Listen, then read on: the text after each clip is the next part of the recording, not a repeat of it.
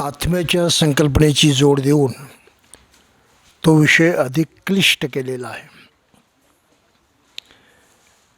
आत्मा म्हणजे काय हे आपण मागच्या वेळेस बघितलं आणि आत्म्याशी निगडीत असणाऱ्या कर्मसिद्धांतामध्ये ज्या महत्त्वाच्या गोष्टी आहेत त्याही आपण बघितल्या.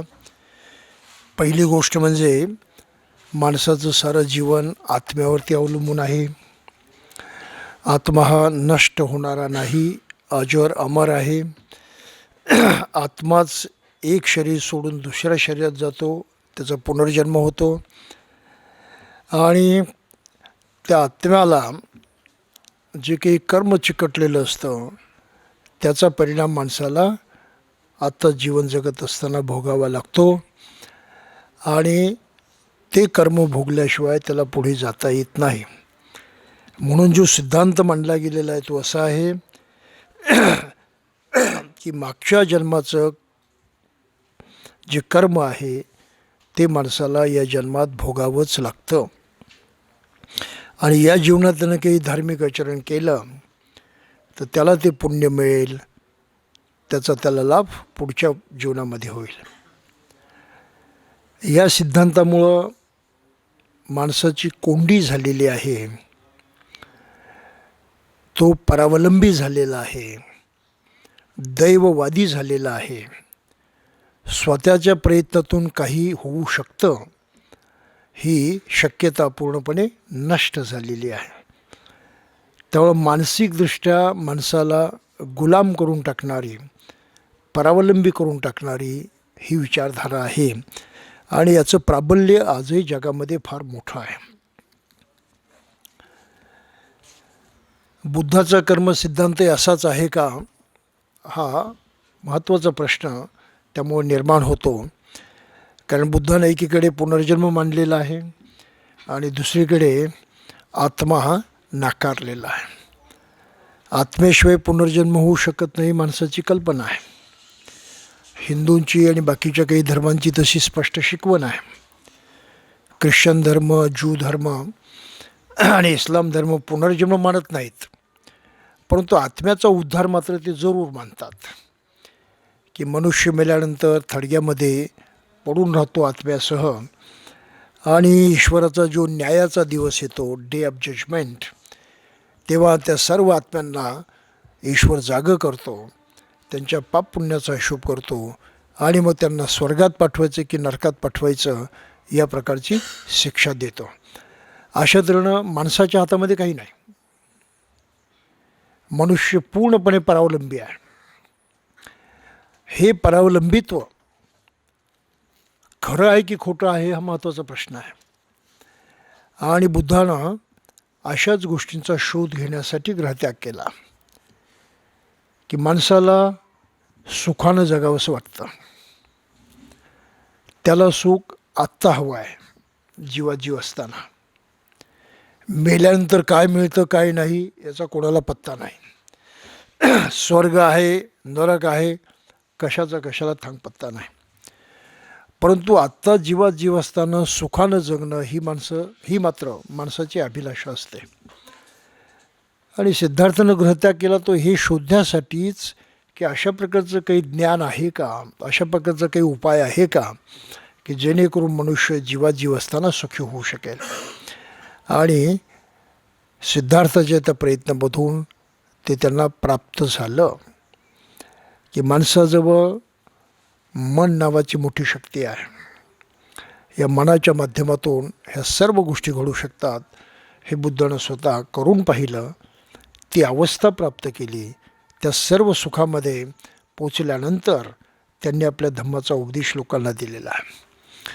म्हणून बुद्धच प्रत्येक माणसाला चॅलेंज करू शकतात आपल्या शिकवणीच्या बाबतीमध्ये की आपली शिकवण इतकी पक्की आहे, इतकी खरी आहे, ती तपासून पाहायला प्रत्येक मनुष्य मोकळा आहे. इतर धर्म शिकवण तपासून पाहायला परवानगी देत नाही. धर्माबद्दल प्रश्न विचारला तर ते म्हणतात प्रश्न विचारायचं नाही, देवानं सारं केलेलं आहे, देवावरती तुम्ही ऑब्जेक्शन घेऊ शकत नाही. देवानं जे म्हटलं ते शेवटचं. बुद्धाचं म्हणणं त्यापेक्षा वेगळं आहे. देव तर त्यांनी बाजूलाच ठेवला, परंतु माणसालाच उलटं चॅलेंज केलं की माझी शिकवण खरी आहे की खोटी आहे हे तपासून पाहण्यासाठी तू मुक्त आहेस आणि तू तपासलीच पाहिजे, हे तुझं कर्तव्य आहे. म्हणून तू ये आणि प्रत्यक्ष हा धर्म बघ. म्हणजे तू पुढे ये आणि माझी शिकवण लक्षात घे, समजून घे. आणि इतकंच नाही तर त्याप्रमाणे तू करून बघ, आजमावून पहा. माझ्यासारखा तुला अनुभव येणार, तू सुद्धा सर्व सुखी होणार याची खात्री, याची गॅरंटी. त्यामुळं बुद्धानं या जीवनामध्ये सुख मिळण्याची गॅरंटी दिलेली असूनसुद्धा सुखासाठी धडपडणारी माणसं बुद्धापासून दूर पळतात, याला काय म्हणायचं? सुख देणारा बुद्ध आम्हाला नको म्हणून त्याविरुद्ध द्वेष भावना बाळगतात, अशा लोकांना काय म्हणायचं? उघडच आहे की त्यांची मानसिकता काही स्थिर नाही, त्यांचा विचार दुर्बल आहे आणि त्यांच्या मनावरती अशा काही गोष्टींचा प्रभाव आहे की ज्या गोष्टी दुःखच निर्माण करण्यास कारणीभूत होतात. आणि म्हणून पुढे हा मोठा महत्त्वाचा प्रश्न उपस्थित झालेला आहे की हे जे काही माणसाचं वागणं आहे त्यालाच प्रामुख्यानं कर्म म्हटलं जातं.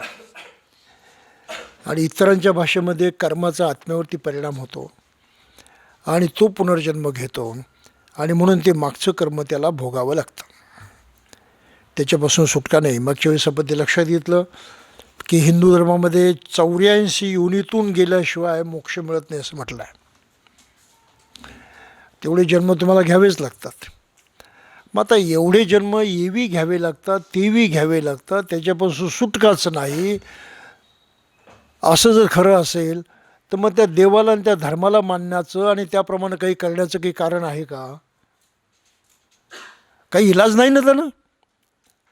मग त्या तरी भानगडीत माणसानं कशाला पडायचं? पण हा एवढा साधा विचारसुद्धा मनुष्य करू शकत नाही, इतकी त्याची मानसिक दुर्बलता भयानक आहे. हे थोडंसं लक्षात घेतलं पाहिजे. म्हणून बुद्ध म्हणतात माणसाचं दुःख त्याच्या अज्ञानातून निर्माण झालेलं आहे. आणि ज्ञान मिळवण्याची ही फॅकल्टी, इंद्रिय त्याच्याजवळ आहे, ज्ञान मिळवण्याचं सामर्थ्य त्याच्याजवळ आहे. ते इंद्रिय म्हणजे मन, आणि त्या मनाचं सामर्थ्य आहे त्याचं खरं सामर्थ्य. त्याचा वापर करण्यास जर मनुष्य सिद्ध नसेल, त्याचा वापर करावा एवढी त्याच्यामध्ये जागरूकता नसेल, जाणीव नसेल, तर खरोखरच तो मनुष्य म्हणून जगण्यासुद्धा लायक नाही. त्याचं जीवन दुःखानं, दारिद्र्यानं, नाना प्रकारच्या कष्टानंच भरलेलं असणार आहे. तो जीवनामध्ये काही मिळू शकणार नाही. ही बुद्धधर्माची एकंदरीत मांडणी आहे. आणि म्हणून मागच्या वेळेस आपण या प्रश्नापर्यंत येऊन पोचलो होतो की ही इतर धर्म जे म्हणतात की मागच्या जन्माचा परिणाम या जन्मामध्ये होतो आणि तो भोगावा लागतो. बुद्ध धर्मात अशी काही सूत्र आहेत ज्याचा अर्थ साधारणतः असाच निघतो. आणि म्हणून बाबासाहेबांनी या प्रश्नाला मुद्दाम फार मोठं महत्त्व दिलेलं आहे. मागच्या वेळेस आपण बघितलं की या विषयाची सुरुवात करतानाच कराल तसे भराल हा पहिला सिद्धांत मांडलेला आहे. हा बुद्ध धर्माचा सिद्धांत आहे जरूर. जे तुम्ही कराल त्याचा परिणाम होतो. परंतु बुद्धानं असं नाही म्हटलेलं की मागच्या वेळेस केलेला आहे त्याचा परिणाम आता होतो. थोडासा फरक आहे. केल्याचा परिणाम होतो हे सत्य आहे, पण केव्हा केल्याचा केव्हा होतो हा घोटाळ्याचा प्रश्न आहे. इतर धर्मांचं म्हणणं काय, मागच्या जन्मात केलं त्याचा आता होतो. बुद्धाची भूमिका त्याच्यापेक्षा वेगळी आहे. कधी कधी बौद्ध म्हणतात आणि बौद्धांच्या काही ग्रंथांमध्ये तशा गोष्टीला, उदाहरणार्थ पेतवस्तू नावाचा एक ग्रंथ आहे, त्याच्यामध्ये साधारणतः ही मीमांसा आलेली आहे. विमानवत्थू नावाचा दुसरा एक ग्रंथ आहे, त्याच्यामध्ये सुद्धा अशा प्रकारची काही शिकवण आलेली आहे. आणि इतरही सूत्रांमधून कधीकधी हा अर्थ प्रकट होताना आपल्याला दिसतो. प्रत्यक्ष बुद्धाची भूमिका तशीच होती का, असा प्रश्न बाबासाहेबांनी उपस्थित केला. आणि जन्मतात माणसात काही व्यंग असेल, काही कमजोरी असेल, तर त्याचंही कारण म्हणतात मागच्या जन्मीचं पाप. कोणी गरिबी जन्माला आला, मागच्या जन्मीची भानगड म्हणून गरिबी जन्माला आला, असेही प्रश्न केले जातात. मग बाबासाहेबांनी पुढे प्रश्न उपस्थित केलेला की हा अत्यंत दुष्ट सिद्धांत आहे. कर्माचा असा अर्थ लावला तर माणसाच्या श्रमाला काही स्थान उरणार नाही. सर्व काही गतजन्मीच्या त्याच्या कर्माने पूर्वनियोजित केल्यासारखं होईल. हा विस्तृत कर्मसिद्धांत बुद्ध प्रणीतच आहे का, तर आहे असा अनेक वेळा भगवान बुद्धावरती आरोप केला जातो. परंतु भगवान बुद्ध खरोखरच हा सिद्धांत मानित होते काय, असा प्रश्न बाबासाहेबांनी इथे उपस्थित केलेला आहे.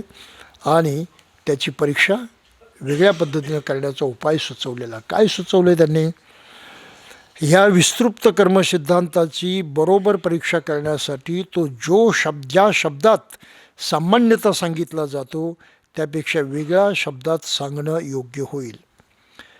गतकर्म हे माणसास समवेत जाते असं म्हणण्यापेक्षा ते वारसा म्हणून येते हे म्हणणे अधिक संयुक्तिक आहे. ते या विषयावरती बाबासाहेबांचा निष्कर्ष या एका वाक्यामध्ये आलेला आहे. हे त्यांचं जजमेंट आहे या विषयाचं, की गतकर्म माणसाच्या बरोबर जातं असं म्हणण्यापेक्षा ते वारसा म्हणून येतं हे म्हणणं अधिक सोयीस्कर आहे. आणि हे समजल्याशिवाय, हा मुद्दा समजल्याशिवाय आपल्याला पुढे जाता येत नाही.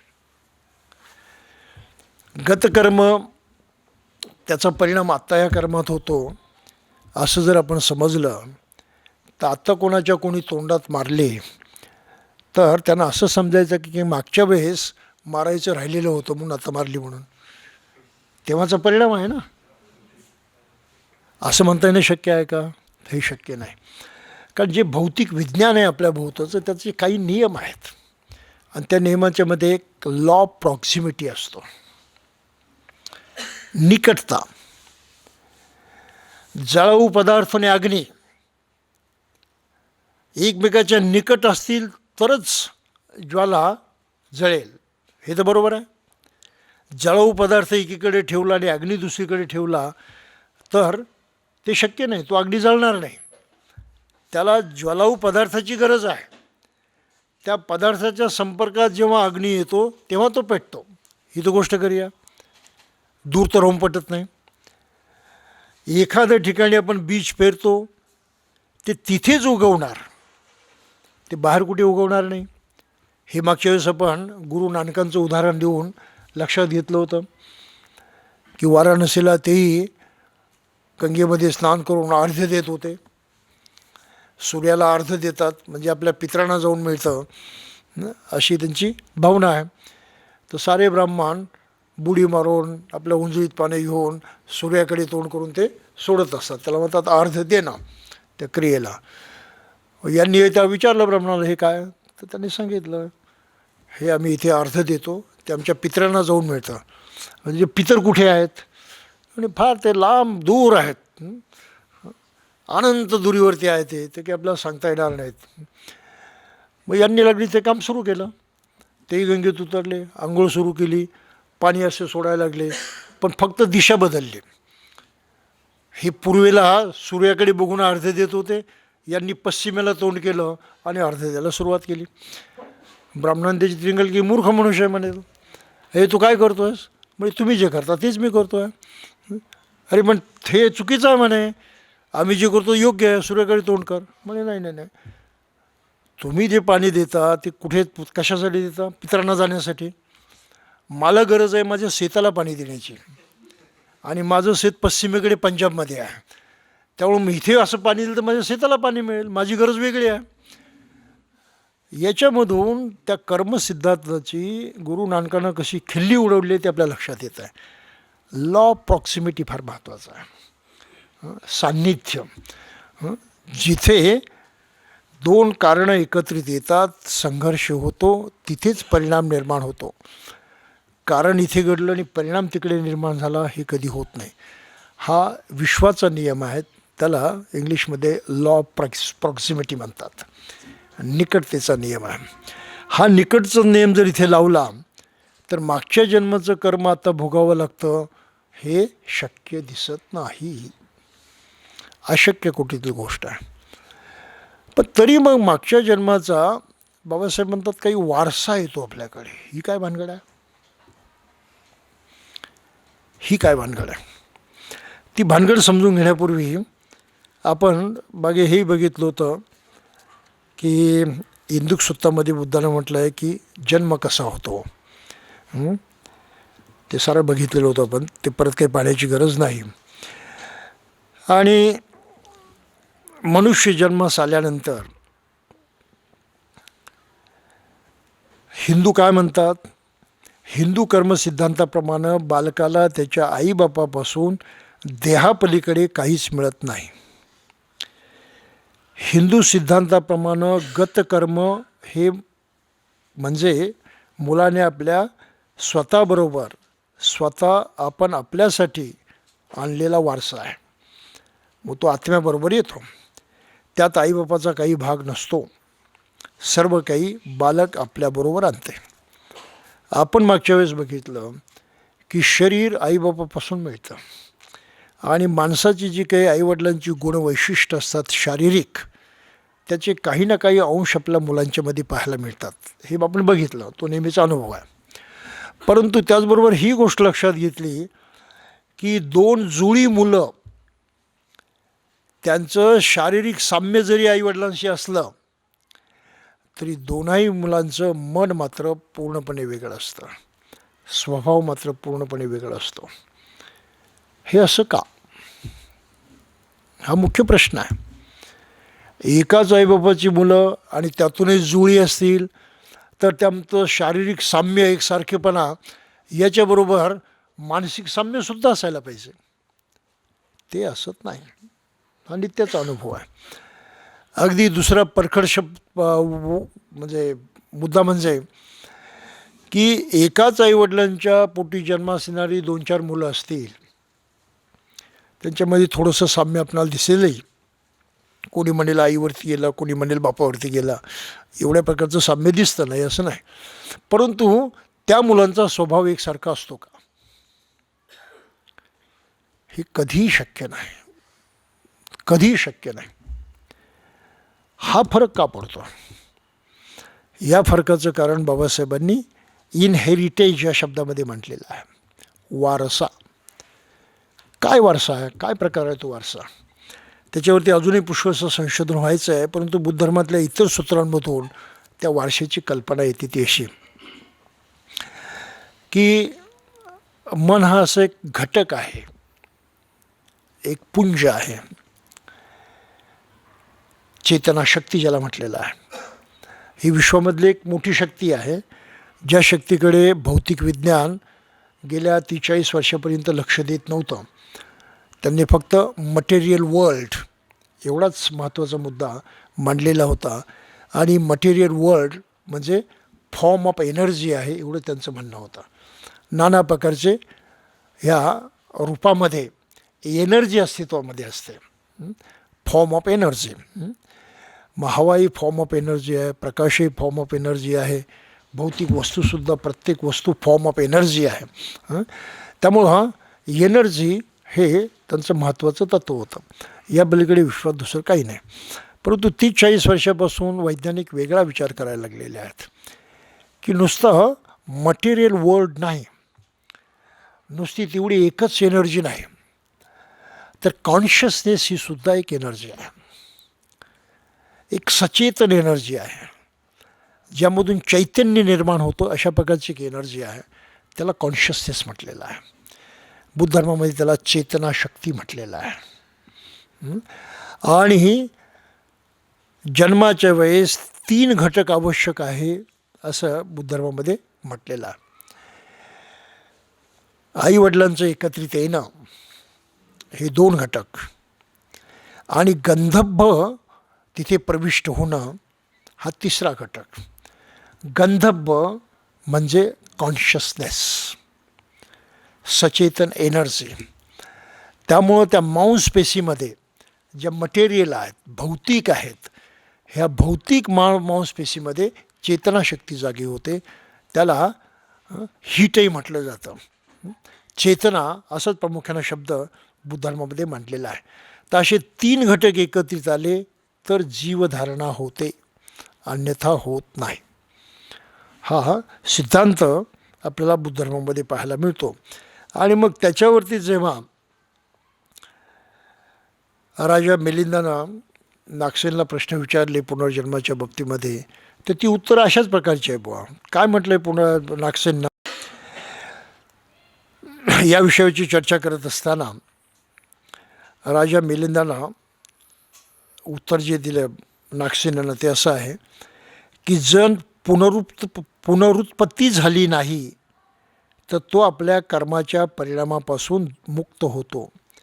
जर पुनरुत्पत्ती झाली तर तो मुक्त होणार नाही. म्हणजे त्यानं केलेलं कर्म जे आहे ते कर्म जर पुन्हा घडलं तर त्याला त्याचा परिणाम भोगावा लागतो. जर ते पुन्हा घडलं नाही तर त्याला परिणाम भोगावा लागत नाही. याचा अनुवंशिकतेशी संबंध आहे. कॉन्शियसनेसमध्ये जे परिणाम झालेले असतात, त्याच्या जडणघडणीमध्ये जे काही परिवर्तन झालेलं असतं, त्या परिवर्तनामधून हॅबिट फॉर्मेशन होतं. माणसाचा स्वभाव बनतो, माणसाची प्रवृत्ती बनते. म्हणून प्रत्येक जन्मास येणाऱ्या माणसाची प्रवृत्ती वेगळी असते, स्वभाव वेगळा असतो, मानसिकता वेगळी असते. आईवडील अडाणी असतील, कधी मुलं अतिशय शार्प असतात. आईवडील अतिशय शार्प असतील, कधी मुलं नको तेवढी ढ असतात. एकदा बर्ट्रांड रसेलकडे एक अतिशय सुंदर स्त्री गेली. रसेलकडे नाही, हे बर्नार्ड शॉकडे. मोठा मजेशीर इतिहास आहे. त्याची बरीचशी पुस्तकं मी वाचली. विशेषतः सुपरमॅन हे त्याचं एक मोठं पॉवरफुल पुस्तक आहे बर्नार्ड शॉचं, आणि सुंदर नाटक आहे ते. तर ती महिला, ते आता बर्नार्ड शॉ जो आहे तो कुरूप होता दिसायला. तो काही सुंदर वगैरे नव्हता, पण अत्यंत बुद्धिमान होता. मग ती सुंदर स्त्री त्याला जाऊन काय म्हणते, तू माझ्याशी लग्न कर. तर म्हणे मला काही लग्न नाही करायचं. ते म्हणे माझ्याशी लग्न कर म्हणे, जर आपल्याला मूल झालं तर ते तुझ्यासारखं बुद्धिमान होईल, माझ्यासारखं सुंदर होईल. तो पटकन काय म्हटलं माहीत आहे, मॅडम पण तो तुझ्यासारखा बुद्धिमान माझ्यासारखा सुंदर झाला तर?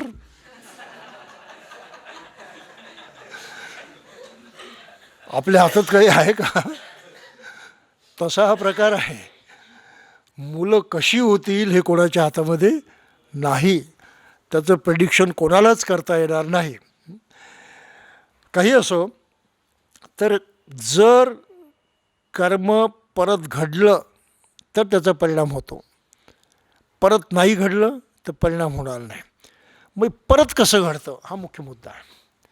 त्याचं कारण आहे स्वभाव. जो मनुष्य जीवनभर रागानं क्रोधानं जगतो त्याचा स्वभाव क्रोधिष्ठ बनून जातो. आणि माणसं ते बोलता येते व्यवहारामध्ये, माझा स्वभावच रागीट आहे, त्याला मी काय करू म्हणून. आणि आपण व्यवहारामध्ये जाणतो कोणा माणसाचा कसा स्वभाव आहे, ओळखतो ना आपण, ही त्याची पहिचान आहे. तो त्या माणसाचा स्वभाव कसा घडला, तर त्यानं जे जे कर्म केलं त्याचा परिणाम चेतनाशक्तीवरती झाला, आणि त्या परिणामांचा उद्भव नव्या जन्मामध्ये त्या चेतनाशक्तीच्या माध्यमातून होतो. कसं होतं ते, की व्यवहारामध्ये सुद्धा दररोजच्या जीवनामध्ये आपल्याला एखादी सवय लावायची असेल तर आपण काय करतो? सवय लावायची असेल, स्वतःला सवय लावून घ्यायची असेल तर तीच गोष्ट पुन्हा पुन्हा पुन्हा पुन्हा करतो. रिपीट. तेच करणं पुन्हा पुन्हा करतो. त्या रिपिटिशनमुळे आपल्याला सवय लागते आणि सवय लागली की आपल्याला तिकडे लक्ष देण्याचं कारण नसतं. आपण आपोआप त्याप्रमाणेच वागायला लागतो. त्याप्रमाणे मनुष्याच्या चित्तशक्तीवरती जे परिणाम झालेले असतात मागील कर्माचे, त्यामुळे त्याचा स्वभाव बनतो आणि त्या स्वभावाप्रमाणे तो आत्ता वागायला लागतो. आता पूर्वीच्या काळामध्ये तो असेल रागीट, तेव्हा जो वागला असेल त्याची फळं त्यानं तेव्हाच भोगली. आता नवीन जीवनामध्ये त्याचा स्वभाव झाला रागीट.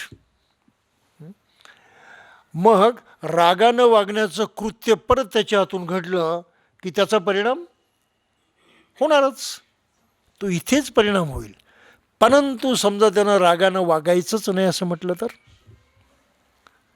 त्याचा परिणाम होणार नाही. म्हणून नागसेनाने इथे इतकं चांगलं उत्तर दिलेलं आहे ते की जर पुनरुत्पत्ती झाली नाही तर तो आपल्या कर्माच्या परिणामापासून मुक्त होतो. जर पुनरुत्पत्ती झाली तर तो मुक्त होणार नाही. काही लक्षात आलं आपल्याला? आणि म्हणून बुद्धानं सांगितले की हे माणसाचं सामर्थ्य आहे, ही माणसाच्या मनाची ताकद आहे.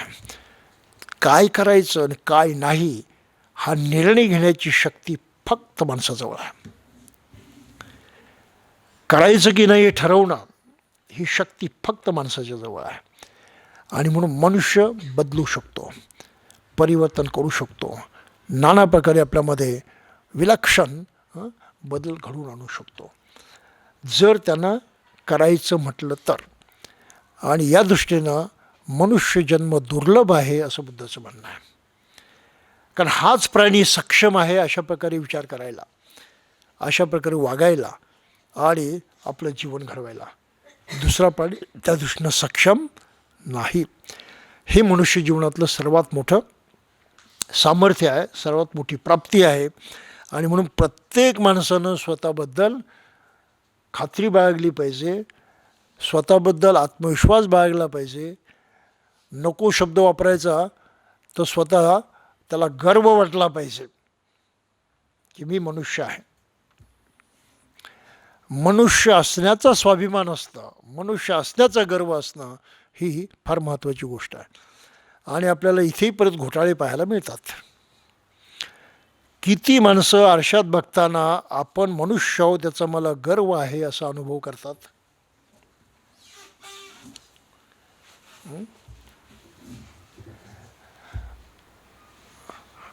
मनुष्य साधारणतः आरशात पाहताना आपलं चांगलं फारसं पाहत नाही, पण व्यंग्य कुठे आहे, कुठे कमजोरी आहे ती मात्र आवर्जून पाहतो आणि मग ती झाकायची कशी या कामाला लागतो.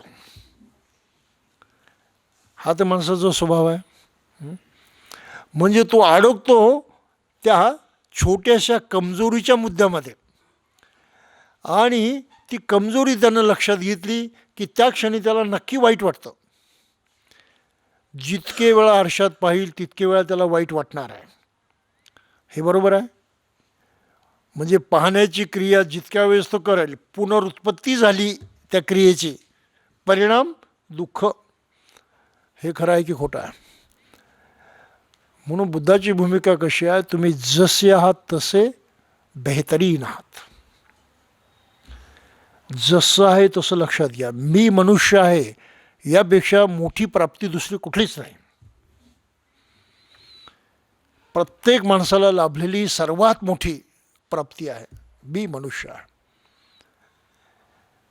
परंतु ते लक्षात न घेता मनुष्य आपल्या छोट्याशा गोष्टीमुळं आयुष्यभर दुःख सहन करतो की नाही? गोष्ट खरी आहे ना? कधी कधी मला प्रश्न पडतो, मेकअप करण्याची काय गरज आहे?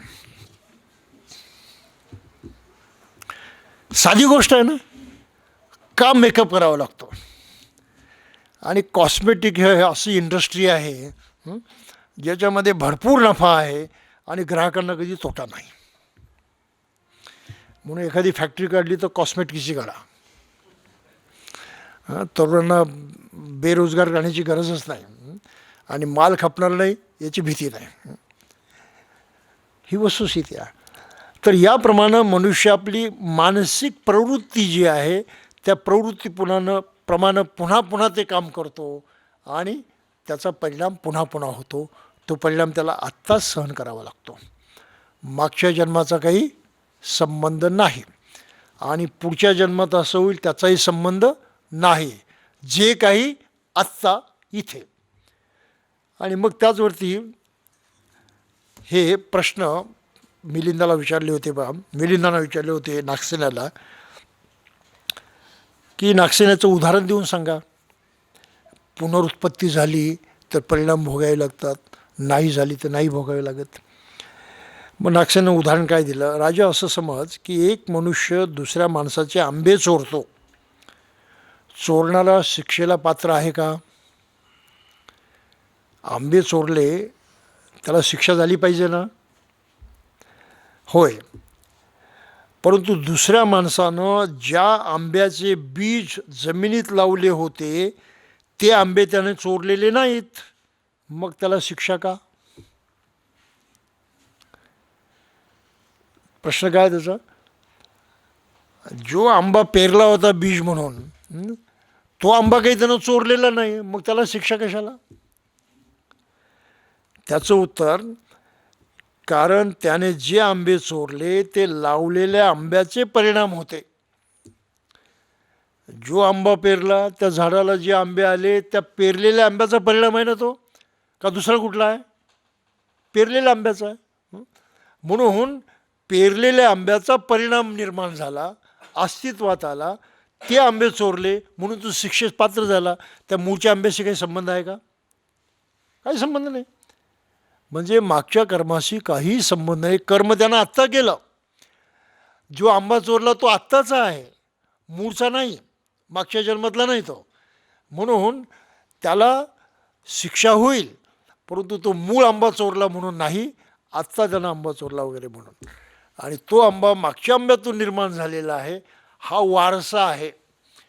आंब्याच्या झाडाला आलेले जेवढे आंबे आहेत त्या पेरलेल्या आंब्याचा वारसा आहे ना तो, त्याचा परिणाम आहे. ही बुद्धाची भूमिका आहे. कॉन्शियसनेस वेगळं स्वरूप धारण करते, वेगळं स्वरूप धारण करते आणि तिथे परत मनुष्य तसाच वागतो, तेव्हा त्याचा परिणाम होतो.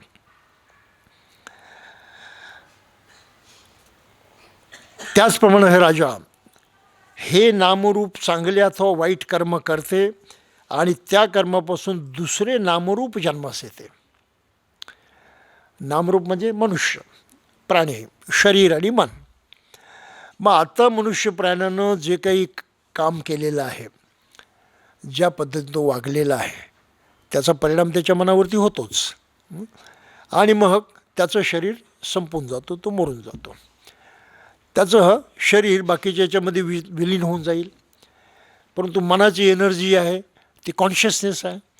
ती एनर्जी आणखी कुठल्या नामरूपा म्हणजे शरीराबरोबर म्हणजे दुसऱ्या पद्धतीनं शरीरामध्ये प्रवेश करेल आणि नवीन शरीर जन्मास येईल. नामरूपही तसं नवीनच असेल, काही बरोबर असेल, काही संपलेलं असेल, कारण त्यातही बदल होतो. अशातून नवीन प्राणी जन्मास येईल. पण तो नवीन प्राणी त्याच्या मनावरती जे काही परिणाम झालेले आहेत ते परिणाम घेऊन, त्या प्रवृत्ती घेऊन, त्या सवयी घेऊन जन्मास येतो आणि त्याच प्रवृत्तीनं तो परत वागायला लागतो. तेव्हा मग त्याला त्या कर्माचं फळ तेव्हा भोगावं लागतं. समजा त्या पद्धतीने तो वागला नाही तर त्याला तशा प्रकारच्या कर्माचं फळ भोगावं लागणार. म्हणजे रागीट स्वभाव त्याचा असेल, तो रागानं वागणार, त्याचा परिणाम त्याला भोगावा लागणारच. पण रागानं वागायचं त्यानं सोडलं तर नामरूप जरी नवीन नवीन नाम जन्मास येत नाही, नवीन क्रिया घडत नाही आणि त्यामुळं नवीन क्रिया न घडल्यामुळं त्याचा परिणाम होत नाही. म्हणून राजानं पुढे काय म्हटलं, जेव्हा या नामरूपाने कर्म केले तेव्हा त्या कर्माचे पुढे काय होते. आणि मग साधं उत्तर याने दिलं आहे नागसेनानं, ज्याप्रमाणे सावली माणसाला सोडत नाही त्याप्रमाणे गतकर्मही त्याच्याबरोबर जाईल. कॉन्शियसनेस, चेतनाशक्तीचं ते अंग बनतं, तो स्वभाव बनतो. मग ज्याप्रमाणे सावली माणसाला सोडत नाही, त्याप्रमाणे चेतनाशक्तीवरती जे काही परिणाम झालेले असतील कर्माचे, ते परिणाम संपत नाहीत, ते स्वभाव म्हणून माणसाला लाभतात आणि त्या स्वभावाप्रमाणे पुन्हा तो तसंच वागायला लागतो आणि परत त्याचे परिणाम भोगायला लागतो. थोडक्यामध्ये मागच्या जन्मात जे केलं त्याचा परिणाम आता भोगावा लागतोच असं नाही. जर तशा प्रकारची कृती त्यानं पुन्हा केली तरच परिणाम भोगावा लागेल. कृतीच केली नाही त्यानं, तो परिणाम भोगावा लागणार नाही. म्हणून मागच्या जन्माचं फळ आता या जन्मात भोगावं लागतं, हे सारासार चुकीचं आहे. थाप आहे ते. विज्ञानाच्या कसोटीवरती ते सत्य ठरत नाही आणि तसं घडल्याचं कुठलंही उदाहरण आपल्याला पाहायला मिळत नाही. परंतु माणसाचा स्वभाव वेगळा असतो हे मात्र आपल्याला सगळीकडे पाहायला मिळतं. आणि स्वभावामध्ये बदल करायचा की नाही हे माणसाच्या हातात आहे, हेही आपल्याला सगळीकडे पाहायला मिळतं. आणि माणसं अशा प्रकारे जेव्हा बदलतात तेव्हा अंगुलीमालाचा सुद्धा अर्हत होतो हे आपल्याला माहीत आहे. हे बरोबर आहे. अंगुलीमाल जन्मास आल्या, त्याच्या चेतनाशक्ती होती हिंसक, पण हिंसक चेतनाशक्ती बदलली. बदल करणं माणसाच्या हातात आहे. बुद्धाचं ऐकलं त्यानं, बदल केला, परिणाम काय झाला? त्याचं जीवन पलटून गेलं. सर्व प्रकारच्या दुःखातून तो मुक्त झाला. म्हणजे एवढे खून करून सुद्धा तो अर्हत बनू शकतो, ही महत्त्वाची गोष्ट आहे. म्हणून कितीही मनुष्य पापी असला तरीही तो सुधारू शकतो, त्याच्यात बदल होऊ शकतो. आणि मनुष्य म्हणून अशा प्रकारे माणसावरती विश्वास ठेवणं, या गोष्टीला बुद्ध धर्मामध्ये सर्वात महत्त्वाचं स्थान दिलेलं आहे. आणि असा विश्वास ठेवण्याची प्रवृत्ती जेव्हा चांगली बळावते तेव्हा माणुसकी निर्माण होते. माणुसकीचं मूळ कुठे आहे ते लक्षात घ्या. कुठल्या इतर धर्मामध्ये माणुसकी पाहायला मिळत नाही, किंवा माणुसकी थोडी असते आणि त्याच्या विरुद्ध भरपूर असतं. माणुसकीसुद्धा ते पायदळी तुडवतात असं जे पाहायला मिळतं, त्याचं कारण हे आहे की पाया मजबूत नाही. माणसाचा माणसावरती विश्वास नाही. आणि कोणता विश्वास माणसावरती असला पाहिजे? मनुष्य कसाही असो तो बदलू शकतो, त्याच्यात परिवर्तन होऊ शकतं. आपण घडवून आणू शकत असो तर फार मोठी गोष्ट, परंतु आपण नाही घडवून आणलं तो स्वतःही घडवून आणू शकतो, आणखी कोणी त्याच्या कामी पडू शकतं. परंतु मनुष्य बदलतो.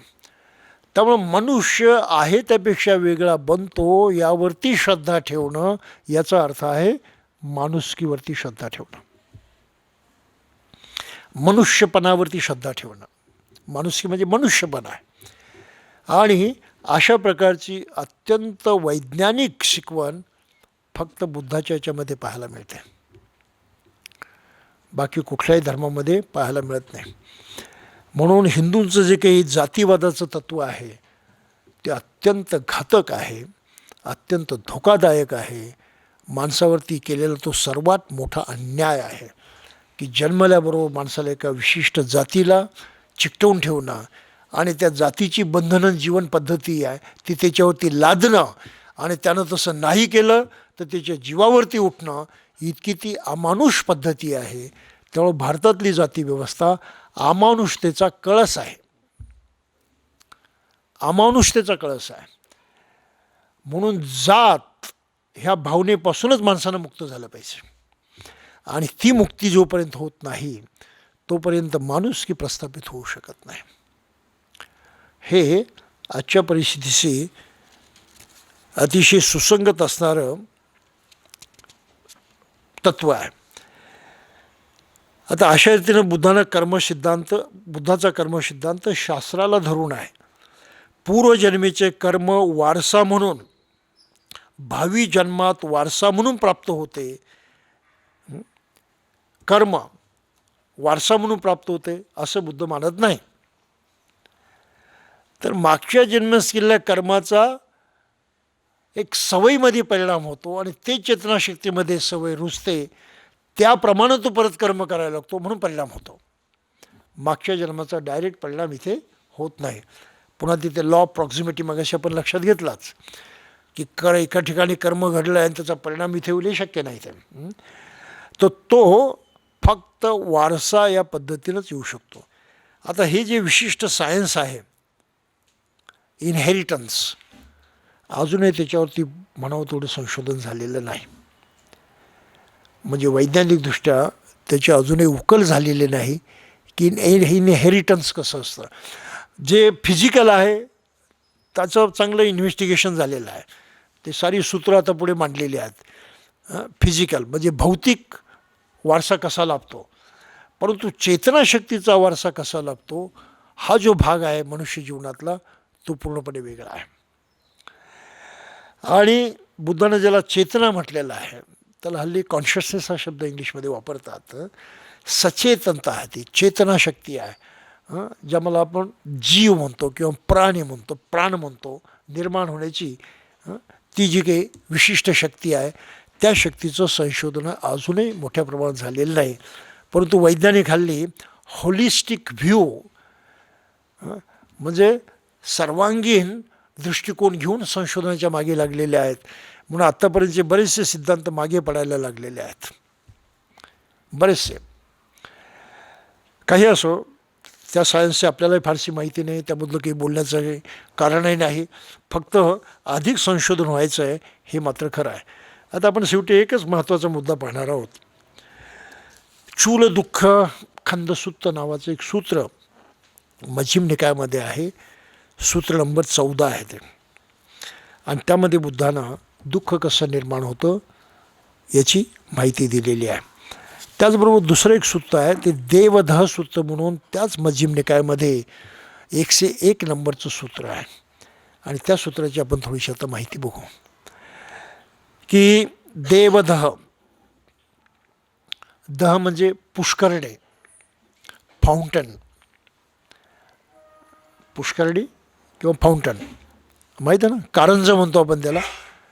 दह म्हणजे कारंज, देवदह देवांचं कारंज. आणि म्हणून त्यामध्ये देव हा शब्द राजे राजवाड्यांना वापरला जायचा. जे रूलर्स आहेत, राज्यकर्ते आहेत, त्यांना देव हा शब्द वापरला जायचा. राज्यकर्त्यांचं कारंज असं ते हे राष्ट्र म्हणजे राज उद्यान होतं, त्यामधलं ते कारंज होतं. त्या देवदहामध्ये असताना, त्या विभागामध्ये असताना बुद्धाला काही मुनी म्हणजे जैन मुनी नाना प्रकारचं तप करत असताना पाहायला मिळाले. आणि मग त्यांना फार मजेशीर प्रश्न बुद्धानं विचारले. ते आपण मूळच्या सूत्रामधूनच लक्षात घेऊया. मध्यम निकायच्या सूत्र नंबर 101 मध्ये देवदहमध्ये आलेला आहे. त्यांनी काय विचारलं पहा बुद्धानं. हे भिक्षू नाना प्रकारचं तप करत होते. त्यांना विचारलं तुम्ही काय करतात, इतकी कडक तपस्या तुम्ही कशासाठी करतात. तर त्यांनी म्हटलं की मागच्या जन्मामध्ये जे काही कर्म केलेलं होतं त्या कर्माचा नाश करण्यासाठी आणि या जन्मामध्ये जे काही आम्ही कर्म करू चांगलं पुण्यकारक ते वाढवण्यासाठी आम्ही तपश्चर्या करत आहोत. बुद्धाने मग त्यांना मजेशीर प्रश्न विचारले. पहिला प्रश्न विचारला की तुम्ही म्हणता मागच्या जन्मात कर्म केलं, मागच्या जन्मात तुम्ही होता का? हा पहिला प्रश्न. तुम्ही मागच्या जन्मात होता का? तर म्हणे सांगता येत नाही. मग तुम्ही मागच्या जन्मामध्ये पाप केलं हे खरं आहे का? म्हणे सांगता येत नाही. बरं किती केलं तेही माहीत नाही. मग आता धर्माचं आचरण करून तुम्ही पुण्य केलं म्हणता, म्हणजे पाप कमी झालं ना? मग किती कमी झालं म्हणजे तेही माहीत नाही. आता कमी होऊन किती शिल्लक राहिलं तेही माहीत नाही. अरे तुम्हाला कशाचाच पत्ता नाही. हं? आणि तुम्ही म्हणता मागच्या जन्माचं पाप केलं होतं ते आता आम्ही ही नष्ट करतोय वगैरे म्हणून.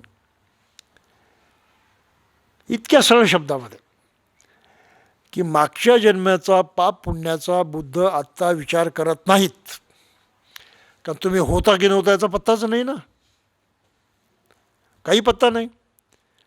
फक्त एक गोष्टीचा पत्ता आहे, स्वभाव. बरोबर आहे. प्रत्येक माणसाचा स्वभाव वेगळा आहे. हा तर आपला पत्ता आहे ना. आता तो कसा झाला हे शोधत बसण्याचं काही कारणही नाही, काही गरज नाही त्याची. पण या स्वभावाप्रमाणे ज्याप्रमाणे मी वागतो त्याचे परिणाम होतात हे आपल्याला माहीत आहे.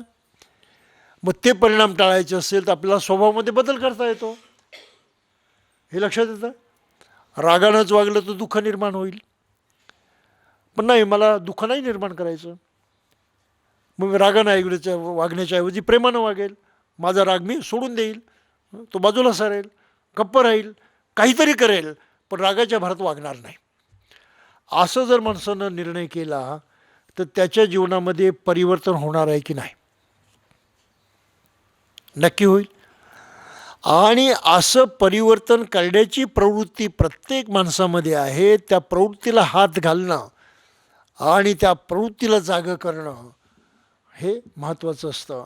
आणि त्यालाच म्हणतात अंडरस्टँडिंग. अंडरस्टँडिंग फार मोठी गोष्ट आहे. माझ्याकडे काही तरुणी येऊन गेले आणि त्यांना एकच प्रश्न विचारला, तर करायचं आहे म्हणे लग्न, मग आम्ही काय बघायचं? मी काय म्हणतो लक्षात येतं? पार्टनरमध्ये काय बघायचं? म्हटलं वरचं काही बघू नका, असलं नसलं ती काही महत्त्वाची गोष्ट नाही, पण अंडरस्टँडिंग की नाही तेवढं मात्र अवश्य बघा. एकच गोष्ट, समजण्याची ताकद आहे का, समजून घेण्याची ताकद आहे का? जर समजून घेण्याची ताकद नसेल आणि समजण्याची ताकद नसेल तर तुमच्या लग्नाचा बँड बाजा आत्ताच वाजला. ही वस्तुस्थिती आहे. आणि हे माणसं कधी लक्षात घेत नाही. मग काय पाहतात? तुल्यबळ आमच्या योग्यतेचं आहे का? मग शिक्षणामध्ये बरोबरीचं आहे का? श्रीमंतीमध्ये बरोबरीचं आहे का?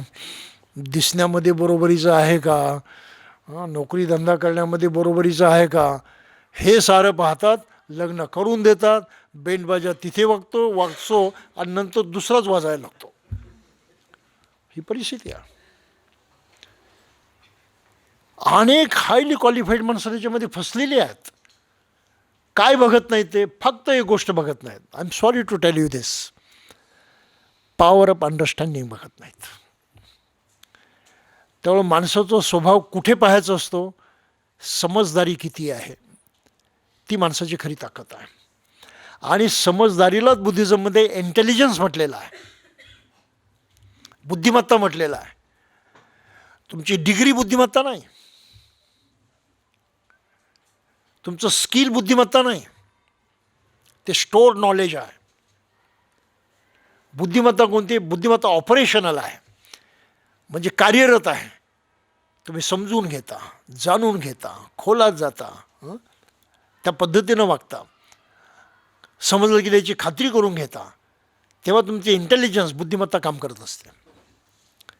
मी काय म्हणतो लक्षात येतं? त्यामुळं बुद्धिमान कोणाला म्हणायचं ते ठरवा.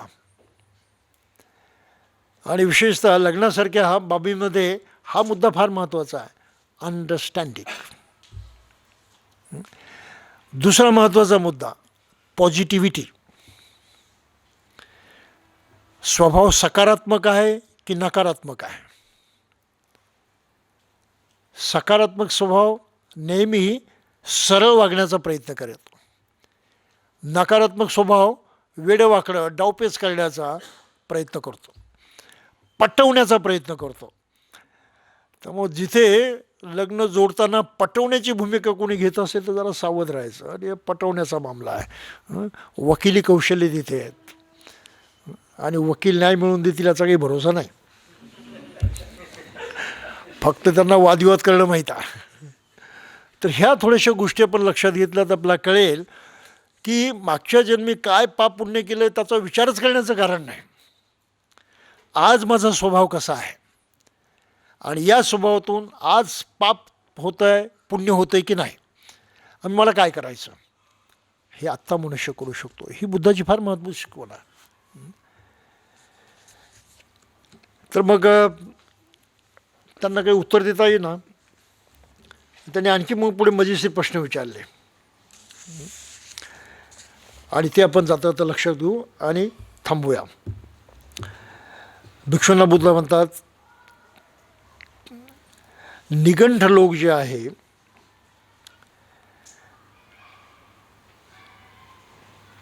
जो वादविवाद आहे त्याला मानतात म्हणे. ते जे वाद अनुवाद धर्मानुसार 10 निंदनीय प्रकार 10 प्रकारे निंदनीय ठरतात.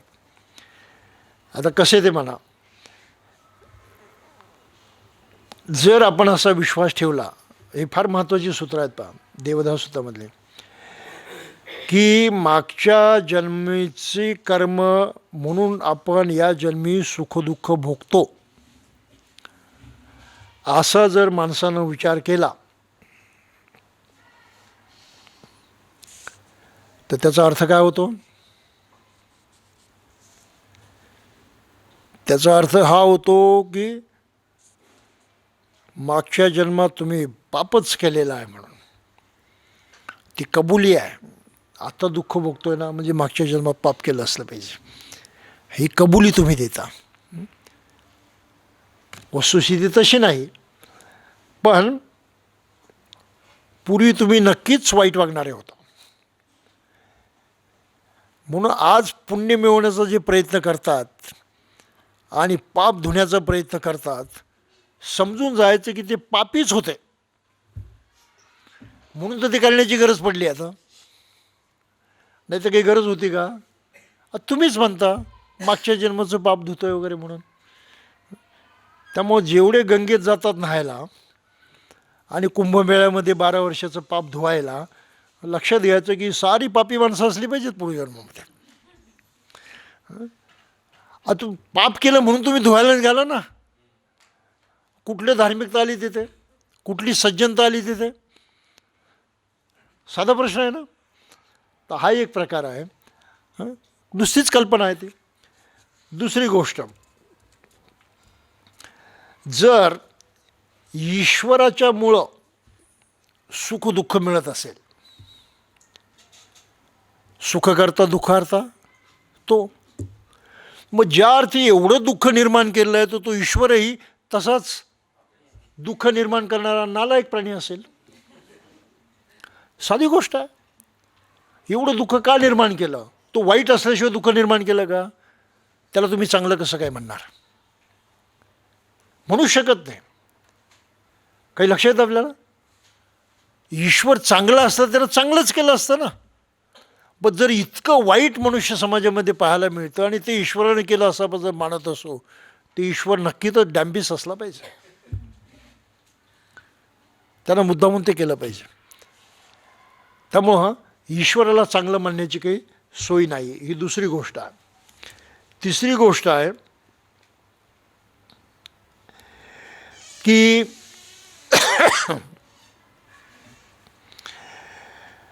आपण कोणाच्या संगतीत राहिलो म्हणून आपल्याला पाप लागलं, असं जर म्हणत असाल तर मग ती संगतीसुद्धा वाईटच असली पाहिजे. ही तिसरी गोष्ट सांगितल्या. चौथी गोष्ट म्हटल्या,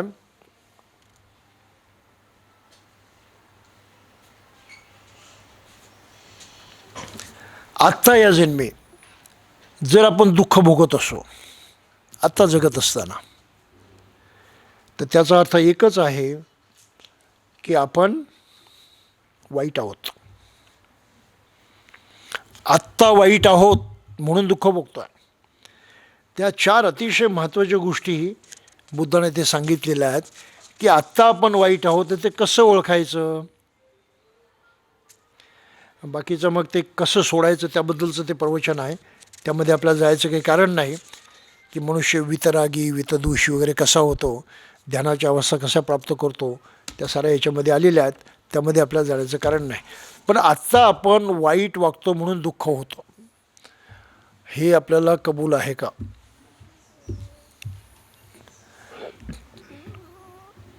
आत्ता वाईट वागतो हा बुद्धाच्या धर्माचा मूळ निचोड आहे की आत्ता तुम्ही कसं वागायचं. आपण हात उगारला काय होतं, दुःख होतं, होतं की नाही. समोरच्या माणसाला दुःख होतं. पण एक गोष्ट लक्षात घ्या, आपण हात उगारतो तेव्हा आतमधली आपली मानसिकता काय असते. आपला राग आलेला असतो, आपण अस्वस्थ झालेलो असतो, आपली सुखाची मानसिकता संपलेली असते, एक प्रकारे आग लागलेली असते. हे बरोबर आहे. आतमध्ये आग जेव्हा लागते तेव्हा बाहेर हात उगारला जातो. आतमध्ये आग लागते तेव्हा दगड फेकला जातो. हे बरोबर आहे की चूक आहे. आनंदानं शिवी देऊन पहा,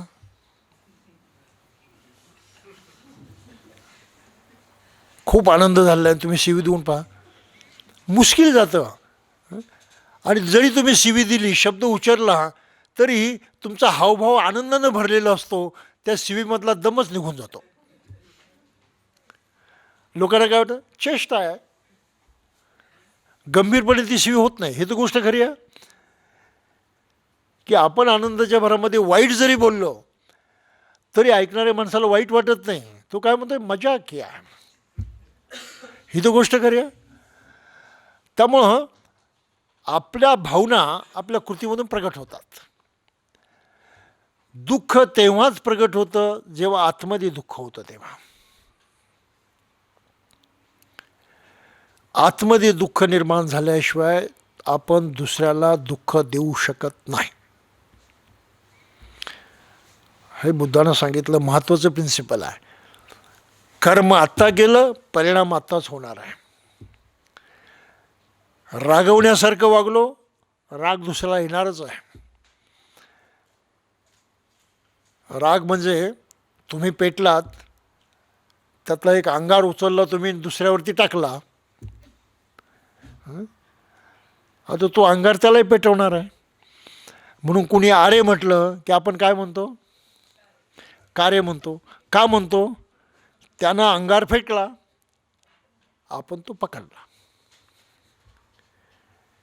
त्यानं फेकला, तो पेटलाय, तो जळतो आहे, पण त्यानं फेकला, आपण पकडला, आपणही जळायला लागलो. आता कोणी जर आपल्याला दगड मारला तर आपण काय करतो, काय करतो आपण. त्यानं दगड मारला, मग कुठे लागावं असा विचार करून ते अंग पुढे करतो का, डोक्याला लागावं, हाताला लागावं, पाठीला लागावं असं काही करतो का आपण, नाही ना.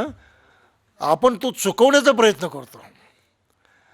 आता चुकवला तर तो बाजूला पडला, मग तो आपण उचलतो का, नाही ना, संमतच नाही. त्याप्रमाणे कोणी आपल्यावरती अंगार जर फेकला तर आपण तो घ्यायचा की सोडायचा, प्रश्न साधा तोच आहे. जर घेतला तुम्ही पेटला, नाही घेतला तुम्ही वाचला, हा साधा प्रश्न आहे. म्हणून दुसरा मनुष्य काय बोलतो, कसा वागतो, तसंच जर आपण वागलं, टिट फॉर टॅट त्याला म्हणतात, जसं तसं दुःख निर्माण होणारच. एक कारण घडतं, दुःख परिणाम होतो, तेही कारण घडतं, दुःख परिणाम होतो, तेही कारण घडतो, दुःख परिणाम होतो. दुःखाची शृंखला चालू राहते. आणि म्हणून भांडणं जेव्हा होतात तेव्हा त्यासाठी एक म्हण वापरली जाते, शब्दानं शब्द वाढतो.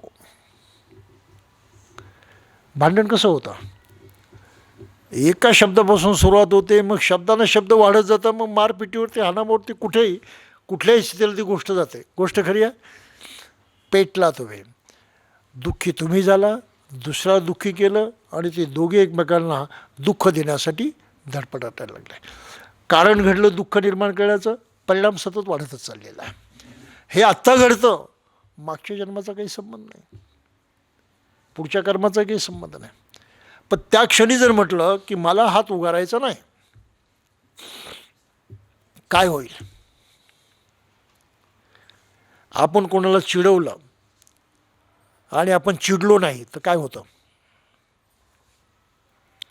चिडणारा आणखी चेकाळतो, आणखीही वेगळ्या पद्धतीनं जोरदारपणे चिडवायला लागतो.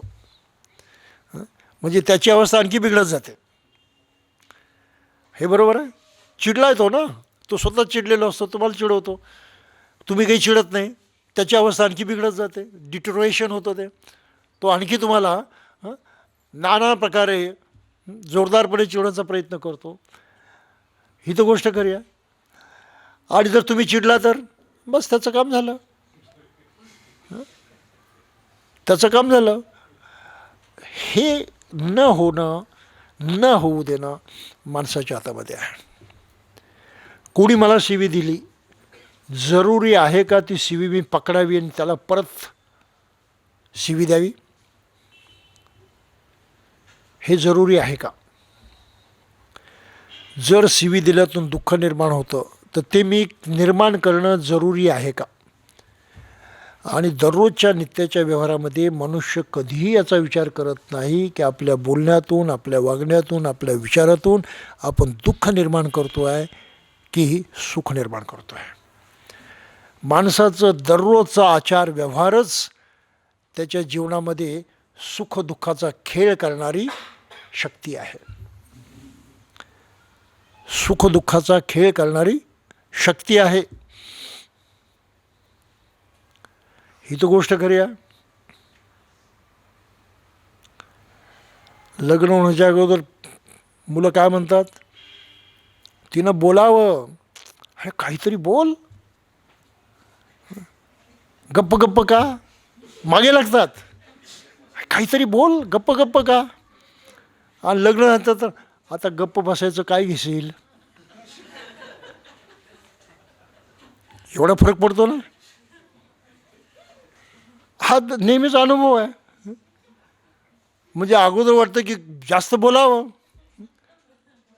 तेव्हा तुम्ही सकारात्मक आहात, पॉझिटिव्ह आहात, आणि नंतर नकारात्मक आता गप्प बसायचं काय घेशील. हे का घडतं? प्रत्येक संसारामध्ये हे चढ उतार होतात की नाही, याचं एकच कारण आहे, लॅक ऑफ अंडरस्टँडिंग. समजदारी कमजोर झाली, दुसऱ्याबद्दलची जाणीव कमजोर झाली, आणि ती कमजोर झाल्यामुळं आपुलकी संपली, सकारात्मकता संपली, नकारात्मकता पुढे आली. गोष्ट करूया. काल मी कुठल्या तरी याच्यावरती एक क्लिप पाहत होतो, चायनीज होतं ते. दोघं नवरा बायको मार्केटमधून खरेदी करत चालले होते. हातात 2 पिशव्या त्यात, नवऱ्याच्या हातामध्ये, बायकोच्या हातात काहीतरी होतं. असं त्या दुकानापुढे जातात, त्याला काहीतरी आवडली गोष्ट, ही पाहिजे म्हणे मला. आता तो म्हटलं एवढं सारं घेतलं, आता काही घ्यायची गरज नाही म्हणत. नाही मला पाहिजेच म्हणे. तो परत सांगतो, पण ती काय ऐकायला तयार नाही. तो नाही म्हणतो आहे. तिनं लागले आपल्या हातातलं सोडून दिलं आणि खुशाल जमिनीवरती लोळायला लागले. इकडचे तिकडचे लोक पाहायला लागले. बिचाराने त्याला उठवलं कसं, ठीक आहे ठीक आहे घे आपलं, तो म्हणून. Lack of understanding, lack of understanding सारं काही जिथलं तेव्हा. म्हणून आपण व्यवहारामध्ये, विशेषतः संसारामध्ये जेव्हा नको तेवढ्या अपेक्षा ताणतो, समजदारी कमजोर झाली, दुःख निर्माण होणार. काही लक्षात येतं? कोणी मनामध्ये विचार करावा की आपण आपल्या व्यवहारामध्ये एकमेकावरती मात करण्यासाठी कसे डावपेच करतो. डावपेच केल्याशिवाय मनुष्य जगतो का? नाही जगत. प्रत्येक डावपेच हा नकारात्मक असतो, आपलं साधण्यासाठी केलेलं असतो तो, आणि त्याचा परिणाम दुःखद झाला तर तो होणारच, टाळू शकत नाही. त्यामुळं कर्माचा परिणाम आत्ता होतो. तुम्ही कधी कोणाला शिवीच दिली नाही, कोणाशी भांडला नाही, कोणाच्या आध्यात नाही मध्यात नाही, अशी वस्तीमध्ये काही माणसं आपल्याला पाहायला मिळतात. त्यांना काही प्रसिद्धी नसते, नावलौकिक नसतो, मोठेपणा पुढारे पण काही नसतं, शांतपणे ते आपलं नित्याचं जीवन जगत असतात. त्या माणसाकडे पाहणारा वस्तीतला प्रत्येक मनुष्य कोणत्या नजरेनं पाहतो? कुठेतरी मनातल्या मनात म्हणतो ना, सज्जन मनुष्य आहे म्हणून. कधीतरी म्हणेल, 5-10 वर्षांतर त्याला बोलण्याची वेळ तर काय म्हणेल? सज्जन मनुष्य आहे. काय मिळवलं त्यानं? त्यानं सुख मिळवलं. का? तर तुमच्या मनामध्ये त्याच्याबद्दल आपुलकीचा भाव निर्माण झालेला. आणि इथे आम्ही आपल्या वस्तीमध्ये उठलो तर एकमेकाशी जयभीम करायला तयार नसतो. मी अनेक कार्यक्रमामध्ये जातो, कोण माणसं कोणाला भेटतात त्याकडे बारकाईने लक्ष असतं माझं. आपल्या ओळखीच्यांना जयभीम करतील, त्यांना भेटतील, दुसरा ओळखीचं जरी असेल तिकडे दुर्लक्ष करतील वगैरे. तुम्ही कधी पहा, मोठा म्हणजे मला तो एन्जॉयबल सीन वाटतो. हे सारं नाना व्हरायटी पाहायला मिळतात त्याचं. It's enjoyable. का आपण करतो? हे डिस्क्रिमिनेशन जे आहे, पक्षपात जो आहे, हा पक्षपात नकारात्मक आहे आणि त्याचा परिणाम नकारात्मक होतो. जो पक्षपात करत नाही तो सर्वांशी एकसारखा वागतो. म्हणून बुद्धांना भिक्षूंना फार महत्त्वाची गोष्ट सांगितली आहे. प्रत्यक्ष कुठलाही मनुष्य असो त्याकडे तो माझ्यासारखा मनुष्य आहे ना याच नजरेनं पहा. त्याची दुर्गुण, त्याची योग्यता अयोग्यता काही बघायचं नाही. तुम्ही काही बघायचं नाही. तो माझ्यासारखा मनुष्य आहे. मला सुखानं जगावं असं वाटतं तसं त्यालाही वाटतं. म्हणून मी त्याच्याशी काही जरी झालं तरी सुखाच्या आड येणार नाही अशा पद्धतीने वागलं पाहिजे. बात खतम. ही बुद्धानं दिलेली मनुष्य प्राण्याला सर्वात मोठी शिकवण आहे. आत्तानं उपमम कत्वा न हनेय न घातये असं म्हटलेलं आहे की स्वतःला दुसऱ्याच्या जागी लेखून जणू काही त्याच्या ठिकाणी मीच आहे, मग माझ्याशी लोकांनी कसं वागावं असं मला वाटतं, तसं तुम्ही आत्ताच त्याच्याशी वागलं पाहिजे. जर माझ्याशी लोकांनी वाईट वागावं असं वाटत असेल तर मग वागा कशाही. पण लोकांनी माझ्याशी चांगलं वागावं असं जर वाटत असेल तर तुम्हाला लोकांशी चांगलं वागणं आवश्यकच आहे. कारण त्या कर्माचा परिणाम तिथेच होणार आहे, याच जीवनामध्ये, इथेच. मागच्या जन्माचा काही संबंध नाही, पुढच्या जन्माचा संबंध नाही, ईश्वर देतो त्याचाही संबंध नाही, कोणाची संगती लागली त्याचाही संबंध नाही. संबंध आहे आत्ता जागरूकपणे जगण्याचा. आणि या पद्धतीनं जर बौद्ध समाज घडला तर या देशातली जातीव्यवस्था नष्ट होऊ शकते. भारत बौद्धमय होऊ शकतो, पण बौद्ध समाजच शिकायला तयार नाही, जाणायला तयार नाही. हा शेवटचा मुद्दा. बौद्धिक माहिती त्यांना आहे. बुद्ध काय आम्हाला माहीत आहे, बुद्धाचं चरित्र माहीत आहे, धम्म सारं माहीत आहे, 10-12 अष्टांगिक मार्ग, 4 सत्य सारं काही पाठ करणं. ध्यान कसं करतात माहीत आहे सारं. स्वतः करायचं नाही, फक्त माहीत सर्व आहे. मग अशी माहीत असणारी माणसं विचार घेऊन फिरतात. म्हणजे आजच्या बौद्ध समाजाचं हे चित्र मला पाहायला मिळतं. विचार घेऊन फिरतात, माहिती पुष्कळ आहे, पण प्रत्यक्ष कृतीमध्ये शून्य आहे. कृतीमध्ये पूर्णपणे नकारात्मकता आहे. म्हणून 2 विद्वान माणसं कधी एकमेकाच्या जवळ येत नाहीत. बोलतील चांगलं, हे तो चांगला मनुष्य आहे, विद्वान आहे, आपल्या इथला मास्टर आहे, अरे पण त्याला जाऊन कधी भेटायचं ते जमायचं नाही. म्हणून कधी कधी वाटतं ती पियेकड माणसं चांगली. दिवसभर भांडतील, संध्याकाळी वेळ झाली की गळ्यात गळा घालून प्यायला जातील. हे असं पाहायला मिळतं आपल्याला. कधी काही धरून ठेवत नाहीत, सोडून देतात ते. आणि पिलं होतं म्हणून तसं झालं, एवढं प्रांजळपणे दाखवतात ते. काही वाईट बोललं असेल, क्षमा कशी मागायची, अरे अरे क्या नशे में था इसलिए बोल, असं बोलतात ना ते. परंतु चांगला मनुष्य, विद्वान मनुष्य विद्वत्तेच्या नशेमध्ये असतो. कधी म्हणतो का नशेमध्ये बोललो म्हणून? अजिबात बोलत नाही. म्हणून समाज बौद्धिकदृष्ट्या प्रगत झाला इन्फॉर्मेशनच्या माध्यमातून, तो प्रगत समाज होत नाही. प्रगत समाज तोच ज्याचं कृतीमध्ये काहीही घडतं, जे समजलं आहे ते करण्यामध्ये येतं आणि त्या करण्यामधून तो समाज घडत जातो. बौद्ध समाज कधीच एक होणार नाही जर केलं नाही तर. ही महत्त्वाची गोष्ट आहे. करायला शिकलं मग एक व्हायला सांगण्याची गरज नाही, केलं की परिणाम होणारच आहे. म्हणून या माणसांनी कमीत कमी तुम्ही कसे काही प्रयोग करून राहा, मजेशीर प्रयोग करून पहा. आपल्या ओळखीचा नाही, काही नाही, असा एखादा मनुष्य आपल्याला कधी भेटत असेल रस्त्यानं जाता येताना, फार करू नका, त्याच्याकडे बघून हसा. म्हणजे चांगुलपणानं, विष करण्याच्या दृष्टीनं.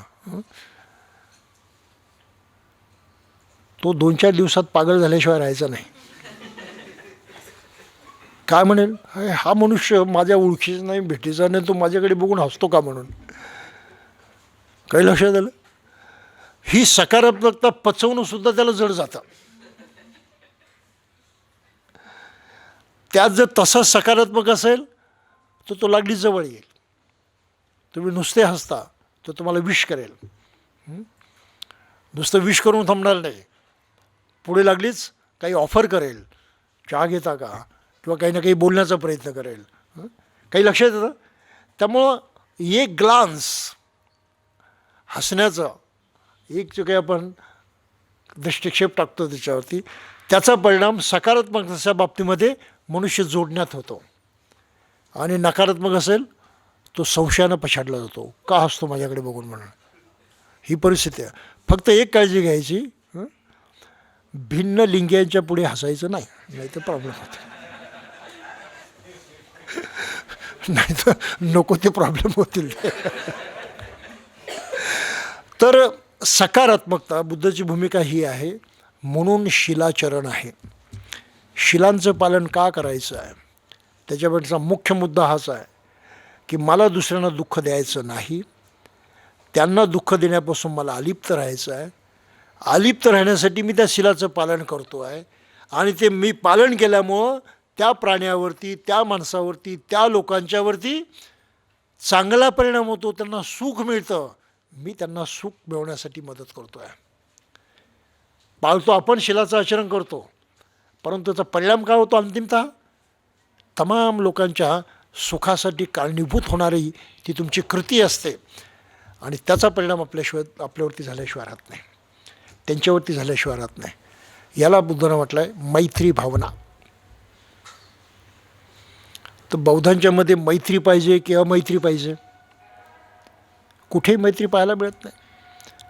कुठलाही बौद्ध समाज, कुठलीही वस्ती आपल्याला एकोप्यानं जगताना दिसत नाही. ही तर वस्तुस्थिती आहे. एक तर बुद्ध धर्म खोटा म्हणावा, बाबासाहेब खोटे म्हणावेत, आपण म्हणतो तेच खरं म्हणावं. इतकं मागासलेपणा समाजामध्ये आहे का? तो फक्त बौद्धिकदृष्ट्या कळलं आहे, प्रत्यक्षात उतरलं नाही. आता प्रत्यक्षात कसं उतरतं? एखादं बीज पेरायचं असेल आपल्याला, हे बीज कुठेही पेरून उगवतं का? नाही. विचार बीजासारखा आहे, आपल्या डोक्यामध्ये आला, पेरला तो, परंतु तो विचार रुजावा लागतो, तो अंकुरित व्हावा लागतो आणि त्या विचारामुळं आपलं सारं अस्तित्व जे आहे ते बदलावं लागतं. बीज रुजण्यासाठी 4 गोष्टींची गरज आहे. त्याला कंडिशनिंग म्हणतात, वातावरण म्हणतात. कंडिशनिंग, वातावरणाशिवाय काहीही घडत नाही. वातावरणाशिवाय बीज अंकुरत नाही. भुसभुशीत जमीन लागते. खडकाळ जमिनीमध्ये बीज पेरून चालत नाही. आणि चिकट मातीमध्ये ते दाबूनही ठेवता येत नाही, त्याचा काही उपयोग होत नाही.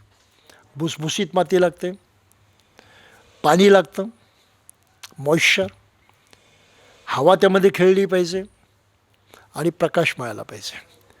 हे कंडिशनिंग आहे, वातावरण आहे. हे वातावरण असेल तर कुठलंही बीज अंकुरणारच, त्याला मोड फुटणारच, ते थांबू शकत नाही. म्हणून आपल्या डोक्यात जो विचार पेरलेला आहे, तो पेरलेला विचार अंकुरण्यासाठी वातावरण हवं असतं. कुठे आहे ते वातावरण? घरात नाही, दारात नाही, कुठेच नाही. बौद्ध संस्कृतीमध्ये हे वातावरण असतं विहारामध्ये. विहार हे वातावरण आहे, कंडिशनर आहे, आपल्याला कंडिशन करणारा, संस्कारित करणारा. पण त्याचा म्हणावा तसा वापर करण्याचा आम्हाला आजही माहीत नाही. आमच्या दृष्टीने विहार म्हणजे प्रॉपर्टी, आणि मग त्याचे कोणीतरी मालक, संचालक, नेता, प्रणेता, या पलीकडे आम्हाला काही माहीत नाही. म्हणून जोपर्यंत हे वातावरण निर्माण होत नाही, तोपर्यंत भारतामध्ये बुद्ध धर्म वाढणार नाही. विद्वत्ता काही कमी येणार नाही कोणाच्या. कारण ते बीज तसं सोडून जाईल, ते अंकुरित होण्यासाठी जे पाहिजे ते होणार नाही. आणि अंकुरण्याचं काम आत्ताच होतं, मागच्या जन्मात केलं ते आता अंकुरलं, ही भानगड नाही. आणि या जन्मात पेरलं तर पुढच्या जन्मात उगवेल, तीही भानगड नाही. बुद्धाची भूमिका काय? आत्ता, इथे, यावेळेस असते, नंतर नाही. म्हणून बुद्धाचा कर्मसिद्धांत जो आहे तो वर्तमान जीवनामध्ये लागू होणारा आहे, मागच्या जीवनाशी संबंध नाही. मागचं पाप मी फेडतोय किंवा मागचं पुण्य भोगतोय, अजिबात नाही. आणि आत्ताचं मला पुढे भोगायला मिळेल, ही भानगड नाही. आत्ता, इथे, यावेळी, नाहीतर नाही. त्यामुळं हिंदूंचा कर्मसिद्धांत, आत्म्यांचा कर्मसिद्धांत, पुनर्जन्माची ही कल्पना बुद्ध धर्मामध्ये पूर्णपणे वेगळी आहे. बुद्ध अतिशय वैज्ञानिक दृष्टिकोनातून हे पुढे मांडतात की कर्म वारसा म्हणून येतं, नामरूप जन्मास येतं, आणि त्यामुळं नवीन कर्म घडतं. ही अनुवंशिकता आहे. आणि अनुवंशिकतेचं जितकं अधिक संशोधन होईल तेवढा विषय आपल्याला अधिक स्पष्ट होईल. पण तुर्तास आपण एवढंच लक्षात ठेवायचं की मागच्या जन्मीचं बुद्धानं काही मानलेलं नाही, पुढच्या जन्मात काय होईल त्याकडे बुद्धानं लक्ष दिलं नाही. बुद्धाची भूमिका आहे आत्ता, इथे, या क्षणी, याच्या पलीकडे काही नाही. तर एवढं थोडंसं आपण लक्षात घ्यावं. आणि बुद्धाचा कर्मसिद्धांत जो आहे तो हिंदूंच्या आणि इतर लोकांच्या कर्मसिद्धांतापेक्षा वेगळा आहे. पुनर्जन्माची बुद्धाची कल्पना वेगळी आहे. त्याच व्यक्तीचा, त्याच माणसाचा पुनर्जन्म होत नाही, हे बुद्धानं स्पष्टपणे सांगितलेलं आहे. चेतनाशक्ती कुठलंही रूप घेऊ शकते, कुठल्याही रूपामध्ये प्रगट होऊ शकते. पण चेतनाशक्तीसुद्धा तरंग आहेत, व्हायब्रेशन्स आहेत, तीसुद्धा ठोस अशी वस्तू नाही. आणि म्हणून तो आत्मा नाही, कारण आत्मा ठोस मानलेला आहे, न बदलणारा मानलेला आहे. ती फक्त कल्पना आहे. आणि आधुनिक विश्वामध्ये बदलत नाही अशी एकही गोष्ट नाही. बदल, परिवर्तन हा विश्वाचा नियम आहे. आणि त्या नियमाच्या विरुद्ध एकाही गोष्टीचं अस्तित्व जगामध्ये असणं शक्य नाही. म्हणून आत्मा नावाची गोष्ट इथे असू शकत नाही. ईश्वरसुद्धा नित्य आणि कायमचा असू शकत नाही, कारण सृष्टीचं वैशिष्ट्यच आहे परिवर्तन. आणि यावरती शेवटचा शब्द सांगायचा तर आपल्याला स्टीफन हॉकिन्सचं नाव घ्यावं लागेल. हा शास्त्रज्ञ नुकताच मरण पावलेला आहे. त्यांची दोन्ही मोठी चांगली पुस्तकं आहेत. द हिस्ट्री ऑफ टाईम म्हणून अतिशय सुंदर पुस्तक आहे. आणि दुसरं आहे ग्रँड डिझाईन.